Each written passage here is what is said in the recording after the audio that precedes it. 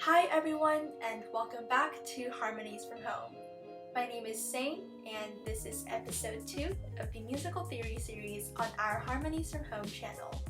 And today we'll be talking about the musical scale. Last time my friend Amy walked you through the basics of rhythm and time signatures, and today we'll be focusing on the notes you play with an instrument.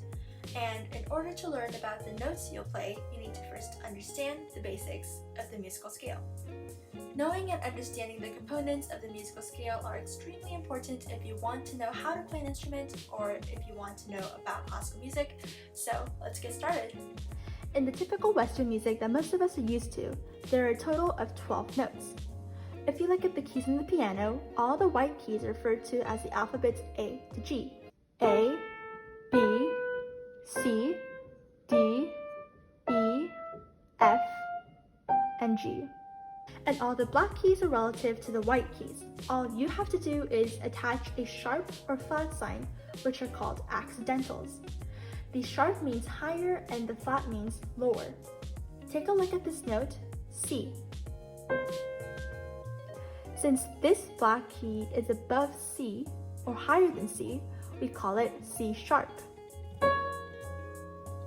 But since this note is also below and lower than the note D, you can also call it D flat.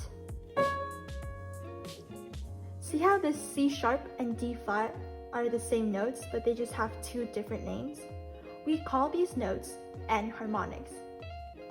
By adding these white keys and black keys, you have a total of 12 notes. But as you can see, there are definitely more than 12 keys here.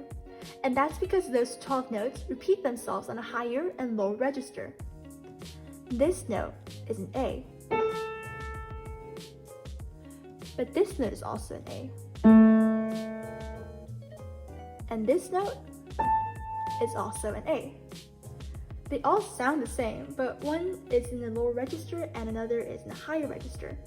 So this applies to all other notes. And this distance that covers all 12 notes and begins and ends on the same note is called an octave. One standard scale covers this whole octave. A scale is essentially a sequence of notes. Scales usually start from one note and goes through other notes in order to reach the first note we started off with. As I said, the scale covers one full octave. For example, let's take a look at the C major scale.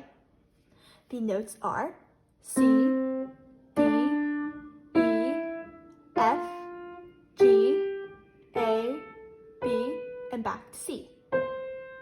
The C major scale is the only major scale that consists of all white keys. Notice how each note is spaced out in the C major scale. Whole step, half step, whole step, whole step, and half step. This pattern applies to all major scales. Let's take a look at the D major scale. The notes are D, E, F sharp, G, A, B, C sharp, and D. Notice how it's using the same pattern of whole, half, whole, and half. We're using the sharp notation on the notes F and C because they're the black keys. Now you might be wondering why we use an F sharp and C sharp instead of a G flat and B flat. F sharp and C sharp. These notes are half step above F and C, but it's also a half step below the notes G and D. That's because each letter name can appear once in the scale before reaching the starting note. With F sharp and C sharp, we get to use all letters A to G.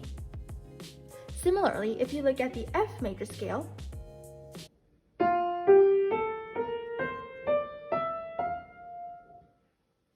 you see that we use B flat instead of A sharp, and that's because the letter A is already being used, but the letter B is not, and since this flat key is located a half step below E, we can make use of this B flat.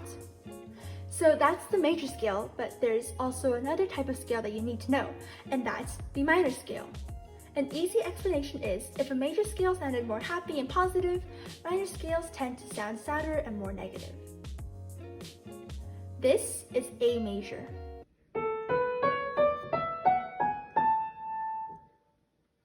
and this is A minor.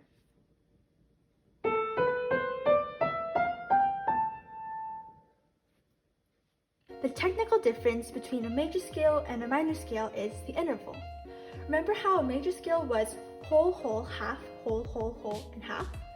A minor scale is whole step, half step, whole step, whole step, half step, whole step, and another whole step. Take a look at C minor. The notes are C, D, E flat, F, G, A flat, B, and C. Let's also take a look at G minor to see the intervals between each note.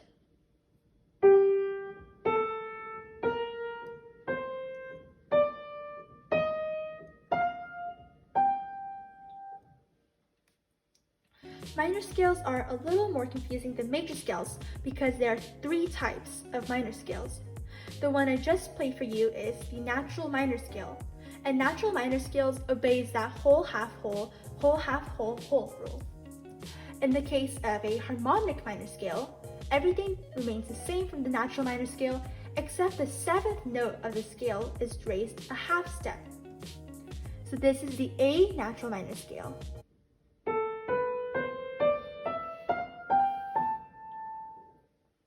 And this is the A harmonic minor scale.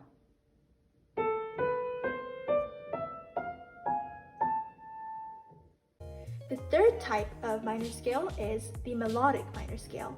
Again, we take the same natural minor scale, and this time we raise the 6th and 7th note a half step when the scale is ascending. However, when you descend back on the scale, we lower back the 6th and 7th notes a half step. Basically, a descending melodic minor scale is the same as a natural minor scale. A natural minor scale,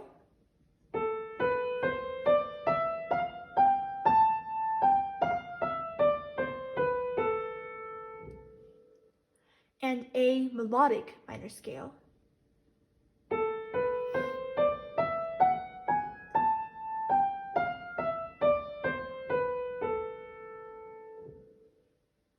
Let's do a quick summary of what we learned today. So a scale is a sequence of notes and it covers one full octave. There are a total of 12 notes in Western music, and you can get this number by adding the number of black keys and white keys in one full octave. The sharp notation means higher and the flat notation means lower, and the sharp and flat are accidentals that you can apply to notes. C sharp is the same note as D flat, F sharp is the same note as G flat, and so on. And these notes that are spelled differently are called enharmonics. There are 2 major forms of scales. The first one is a major scale that goes by the whole, whole, half steps. And the major scale tends to sound more happy and positive. The opposite of a major scale is a minor scale, which goes by whole, half, whole step. And minor scales tend to sound more sad and a little more negative. There are 3 different categories of minor scales that you need to know. The first one is the natural minor scale, which is the one I just described to you. The second one is the harmonic minor scale, which is basically the same thing as the natural minor scale, but you have to raise the 7th note of the scale by 1 half step. And then there's the melodic minor scale. When you ascend on a melodic minor scale, you have to raise the 6th and 7th note by 1 half step. But when you descend on a melodic minor scale, you have to return back to the normal natural minor scale. So that's all I have to teach you about the major and minor scales for today. Now, there is a relationship between the major and minor scales that you do need to know about, but we'll explain that in another future video, so please make sure to stay tuned to our channel. We'd appreciate it if you like, comment, and subscribe to our page so we know that our work is helping you understand classical music.